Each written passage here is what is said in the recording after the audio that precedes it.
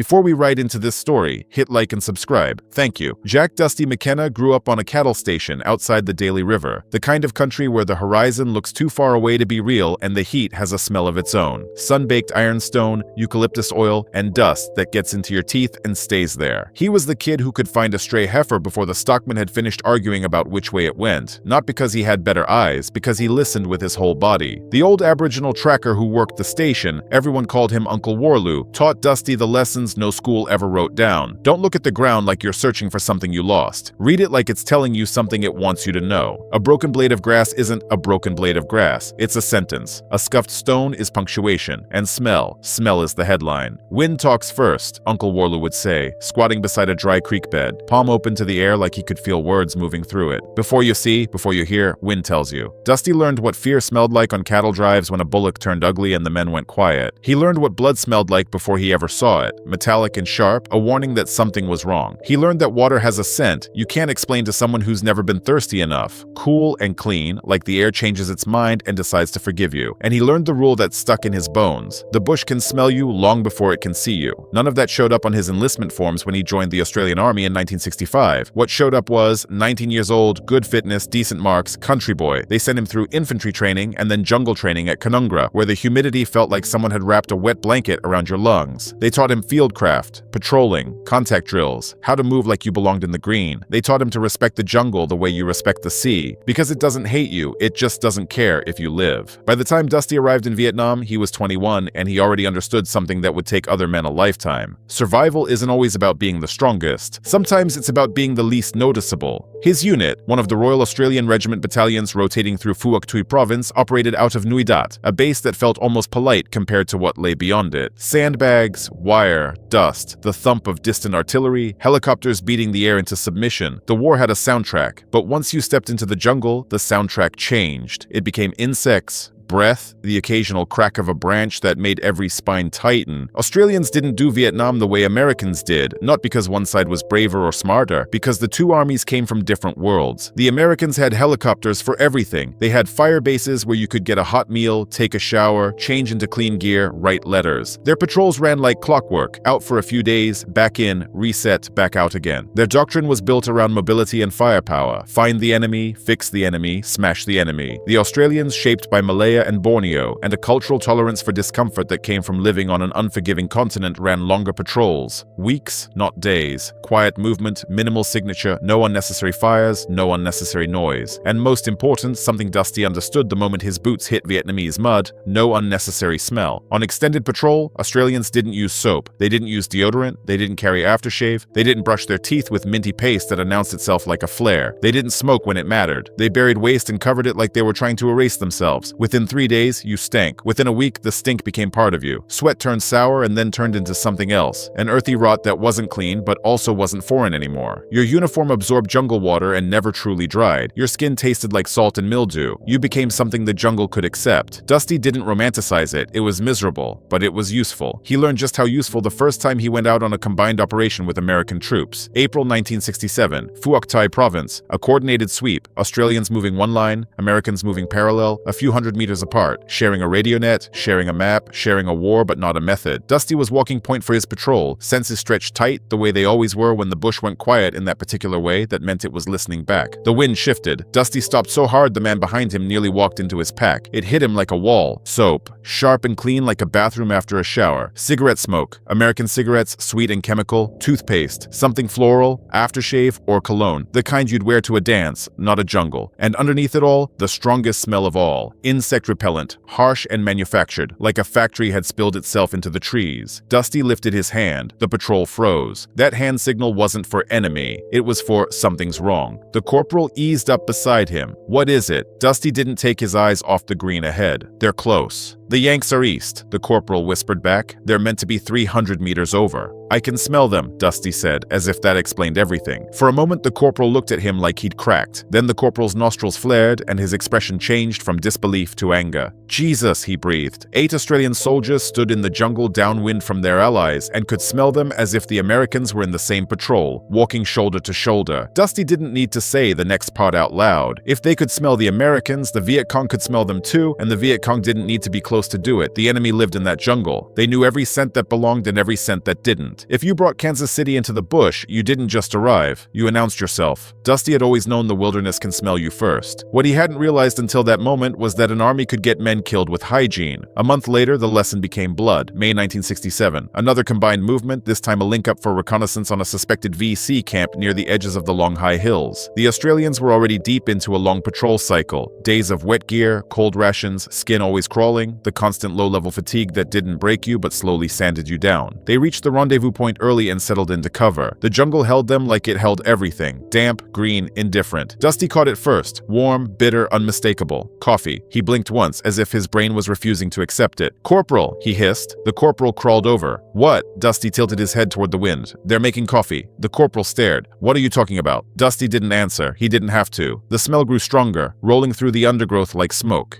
Fresh brewed coffee, comfort, civilization, a scent so out of place it might as well have been a bugle call. "They're close," Dusty said. "Maybe 100 meters. The Americans arrived a few minutes later. 10 men, clean-shaven, uniforms that looked like they'd been washed recently, faces still carrying that not yet fully used-up look you saw in troops who rotated in and out of the field fast enough to stay half-human. Their lieutenant, barely older than Dusty, carried a thermos like it was treasure. The Australian corporal's eyes locked on the thermos like it was a weapon. "Sir," he said carefully, "you can't have that here." The American lieutenant frowned. "Can't have what?" "The coffee." The lieutenant looked genuinely confused, then amused. "You kidding me?" "No," the corporal said. "Charlie can smell that." "We're in a free fire zone," the lieutenant snapped back, voice rising a notch. "No civilians, no friendly villages. Who cares if they smell coffee?" Dusty watched the argument the way you watch a match near dry grass. Not because he enjoyed it, because he knew how it ended. "They smell it," Dusty said, stepping forward. "They track it. Wind carries it. They know where you are before you know where they are." The lieutenant looked Dusty up and down. Dusty was a mess. Jungle grime baked into the creases of his face. Uniform stained so thoroughly it looked like it had grown that color. The lieutenant's men had that post-shower cleanliness that didn't just wash away sweat, it washed away fear for a few hours too. "You Aussies are paranoid," the lieutenant said, like he'd solved the problem with a word. Dusty didn't argue. He'd learned arguing with weather was pointless. He'd learned arguing with pride was worse. 4 hours later, the jungle proved him right. They were moving through thick cover. Visibility so short you could lose the man in front of you if you blinked at the wrong time. The Americans had taken the front. The Australians followed, tense, quiet, trying to keep the combined formation from turning into a loud, confused mess. Then Dusty caught another smell. It was faint, but it didn't belong. Fish sauce. Nuoc mam. Sharp, salty, fermented. The kind of smell that could cling to a man's hands and breath for hours. The VC used it. Villagers used it. In a jungle that mostly smelled of mud and rot, it stood out like a thumbprint. Dusty raised his hand. His patrol froze instantly. Years of training and trust turning a gesture into stillness. The Americans kept moving. Dusty hissed, "Stop." The American point man glanced back, irritation on his face, and kept walking. The Australian corporal went for his radio. Before he could transmit, the world detonated. An L-shaped ambush, AK fire ripping from one side, an RPG thumping from the other. The Americans in front were caught in the kill zone, pinned to the earth by bullets that sounded like angry insects. Dusty hit the ground so hard his teeth clicked. The first burst dropped 2 Americans before anyone understood what was happening. A third went down screaming, shredded by shrapnel. Someone yelled for a medic. Someone else yelled for artillery. The jungle swallowed the sound and gave back only gunfire. The Australians, already low because Dusty had stopped them a heartbeat earlier, opened up from cover. Their fire was controlled. Short bursts, aimed, disciplined. The Americans' fire was louder, desperate, furious. Both worked, but only one had started from a position of not being completely exposed. 11 minutes. That's how long it lasted before the VC melted away like mist, leaving behind nothing but blood and the sickly smell of cordite. When the medevac helicopters finally hammered into the canopy gaps and lifted the wounded and the dead out of the green, the American lieutenant sat on a log with his head in his hands, coffee thermos lying on its side like an accusation. Later, when the clearing quieted and the adrenaline burned off into exhaustion, the lieutenant approached the Australian corporal. "Your guy," he said, voice low, "the one who smelled them."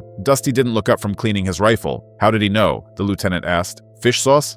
Come on. It's not impossible," the corporal said. "It's fieldcraft." The lieutenant's jaw worked. "We can't operate like you." Dusty finally looked at him. His eyes were flat with fatigue and something colder. "Then you'll keep getting found," Dusty said. "Not cruel, just factual. Like telling someone they'll get burned if they keep grabbing hot metal." That was the problem with the smell war. It wasn't solved by winning one firefight. It was solved by changing what you believed you deserved as a soldier. danger. And the American Army in 1967 believed soldiers deserved comfort because comfort kept morale up, and morale kept units functioning. The Australians believed comfort was a payment you collected after you survived. In June, the Australians captured a VC fighter after a quick contact near a trail used for moving supplies. The prisoner was young, lean, eyes hard, with the kind of determination that didn't need a uniform. Through a translator, an Australian officer asked him how the VC tracked patrols. The prisoner didn't hesitate. "Americans easy," he said. The translator blinked. "Easy how?" "You smell them," the prisoner answered as if the question was stupid. "Soap, smoke, coffee, you follow." "How far?" the officer asked. The prisoner shrugged. "Wind decides. 200 meters, sometimes more. If wind good, you smell them like a kitchen." Dusty listened from the edge of the circle, the words sinking in like rain into dry ground. It wasn't a boast. It wasn't propaganda. It was a hunter talking about hunting. The officer asked, "And Australians?" The prisoner's mouth twitched, almost annoyed. "Australians smell like jungle. Hard. You must see or hear." That quote got written down. It got forwarded. It got filed. It did not remake doctrine overnight, because doctrine doesn't change quickly just because reality is inconvenient. But the Australians started doing what people always do when the big system won't change. They adapted quietly. Avoid combined patrols where possible.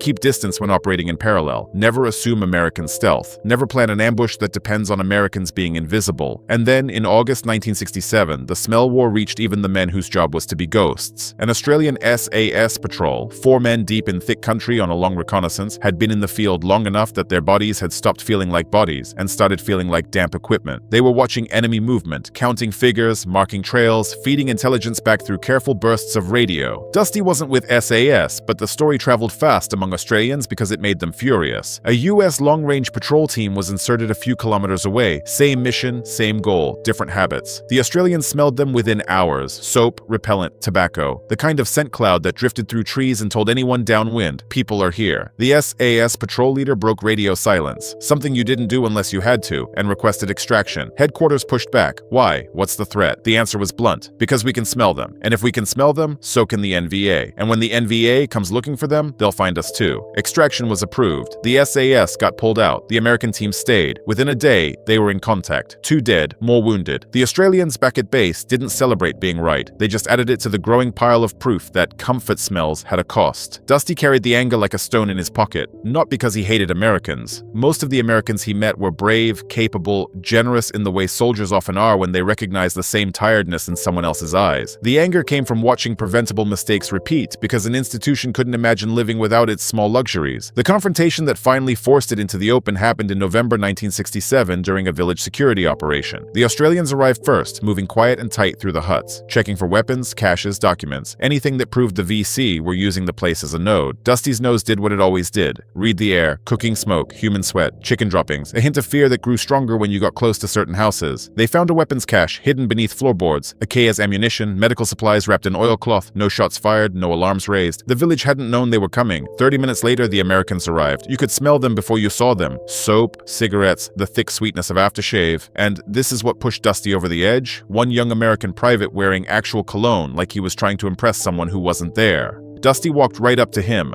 "You need to wash that off," Dusty said. The private blinked. "Wash what off?" "The cologne." The private laughed, not cruelly, just genuinely amused. "Man, I smell like I'm ready for a date."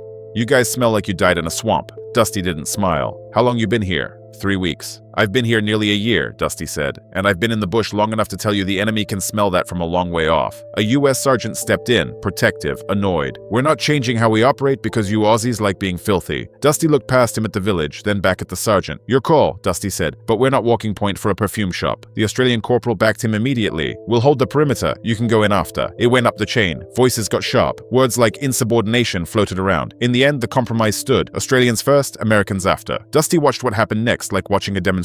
When the Americans stepped into the village, the place changed. People didn't panic. They didn't scream. They simply began leaving. Women, kids, old men, drifting away like smoke caught a new wind. The Australian corporal leaned close to an American NCO and murmured, "They're going to tell the VC you're here." The American NCO bristled. "How do you know they're VC?" The corporal didn't even look at him. "I don't, but I know they can smell you, and so can anyone they talk to." That night, the VC hit the American perimeter with mortars and small arms, just enough to hurt, not enough to commit. 2 Americans were wounded before the attackers vanished back into the dark. dark. After the medevac, the same American sergeant who'd called Dusty filthy found him and stood awkwardly in the dim light. "You were right," the sergeant said. Dusty nodded once. The sergeant swallowed. "Can you teach us?" That question was the crack in the wall. Dusty did what he could, because soldiers ask for help in a way that isn't about pride. It's about wanting to see tomorrow. He explained scent discipline the way Uncle Warloo had explained the wind. Not as a rule, but as a reality. "Everything you bring has a smell," Dusty told a small group of Americans who volunteered to learn long-range techniques. "Your soap smells, your toothpaste smells, your coffee smells, your smoke smells. You don't notice because you're used to it, but the jungle notices." One American asked, half joking, "So what do you use?" "Nothing," Dusty said. They stared. "You eat cold rations, you don't smoke, you bury your waste, you accept that you'll stink, because being uncomfortable is better than being found." It wasn't the tactics that broke some of them, it was the filth. On day 3 without soap, one American soldier snapped. Not in fear, not in combat, but in the quiet misery of feeling like he'd fallen out of civilization. "I feel like an animal," the soldier said, voice tight with shame. Dusty looked at him for a long moment. "That's the point," he said softly. "If you smell like Kansas, they track you. If you smell like the jungle, they might walk right past you." Some quit, some stayed. The ones who stayed didn't become Australians. They became something else. Americans who had learned for certain missions, comfort was negotiable. Dusty finished his tour and went home. Back in the Northern Territory, the land smelled familiar. Red dirt and grass and cattle and eucalyptus, and for a while he thought maybe Vietnam would fade into the past the way bad weather fades. But it didn't. It lived in his nose. He couldn't walk into a shop without noticing the chemical sting of perfume. He could tell when rain was coming hours before the clouds arrived because the air changed its smell. He could tell when cattle were sick by the sourness on their breath. He showered when he had to, but he never loved the idea of scrubbing away information. He didn't talk about Vietnam much. When he did, he didn't talk about medals or kill counts. He talked about scent, about a thermos of coffee that became a beacon, about fish sauce on the wind, about how the jungle could smell you before it could see you. Years later, at a military history talk in Canberra, Dusty stood behind a lectern in a clean shirt that still couldn't hide the country in his posture. He opened with a story about an American private wearing cologne in a contested village. People laughed. Then Dusty told them about the ambush, the dead men, the screaming, the way the enemy had tracked them not with satellites or radios, but with a nose and patience. The laughter stopped. "You think this is funny," Dusty said to a room full of people who had never lain in mud listening for footsteps. "It's not. Men died because they weren't taught that the enemy has senses too." Afterward, an American Vietnam veteran approached him, older now, a teacher at a military college, eyes still carrying the memory of green. "I was with the 173rd, the American said. "We used to joke you Aussies smelled like death." Dusty's mouth twitched. "And you smelled like a PX. The American laughed once, then sobered. "You were right, though. We lost people because of it. Not a lot, but enough." "Did it ever change?" Dusty asked. "Special units," the American said. "Certain missions. But the big army? Hard to change culture? Americans like being clean? It's part of how we think." Dusty nodded. "Different countries, different armies, different bargains." "What would you teach now?" the American asked. "With all the tech?" Dusty didn't hesitate. "That every comfort has a cost. Night vision doesn't stop your smell. Satellites don't erase coffee. The enemy doesn't need to outgun you if they can find you first." Dusty McKenna died years later back in the territory. Not in battle, not in a hospital, but out on the land that had raised him. Heart giving out during a muster, sun bright and indifferent overhead. At his funeral, a handful of old mates showed up, quiet men with hands that looked like they'd spent decades gripping rifles and reins. And one American came too, the same one from Canberra, standing a little apart at first, then stepping in when it mattered. At the wake, the American told a story to Dusty's son, who had grown up thinking it was normal for a father to pause mid-stride and sniff the wind like a dog. "Your dad stopped to patrol once," the American said, "because he smelled fish sauce." The son frowned, half amused. "Fish sauce?" The American nodded. "And because of that, some of us lived long enough to get old." Someone nearby asked the question people always ask when they're trying to make sense of a war. So who was better? The American looked at the faces around him. Australians who had learned to become part of the jungle, and himself, an American who had learned too late what belonging smelled like. "Neither," he said finally. "Just different. Your dad understood something most of us didn't. The jungle doesn't care if you're civilized, but the people hunting you in that jungle care very much if you smell civilized." Later, when the talk faded and the night settled in, Dusty's son stepped outside and breathed in the territory air. Eucalyptus, dust, cattle, the faint promise of rain far off. The land smelled like home, the kind of smell that doesn't announce itself because it has nothing to prove. And somewhere in that quiet, the lesson Dusty carried from Vietnam lingered like a truth you couldn't scrub away. In the wilderness, everything has a scent. And scent, more often than bullets, more often than maps, tells you who survives and who doesn't.